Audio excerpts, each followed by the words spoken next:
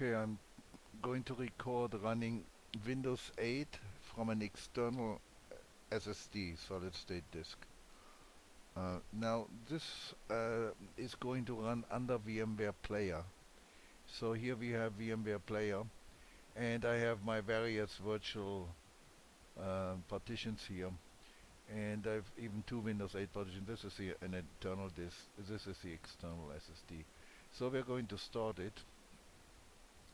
You play this virtual machine, and this SSD is attached to a USB 2 port on a Dell Inspiron 530, which is an older machine which doesn't have a USB 3 port, unfortunately, um, and it has only 4 GB of RAM and an older Q 6600 processor.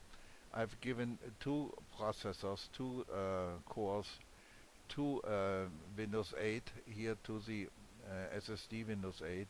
So you should think of it like running from a dual-core 2.4 gigahertz machine. I'm recording this to demonstrate that, and you see I'm already at my start menu pretty fast. Demonstrate that even from a USB 2 port, an external SSD can be handled very well running an operating system. And again, this is under VMware Player. Now, why do I run under VMware Player? Because under VMware Player is the host system, which means I need only one license, and I can attach the system to any other CPU and run it from there, and I don't need an extra license, so I can carry it around. Okay, anyhow, you saw it booted relatively fast, and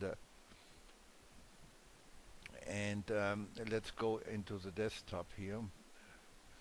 Okay, we're on the desktop, and as you can see, it reacts fast.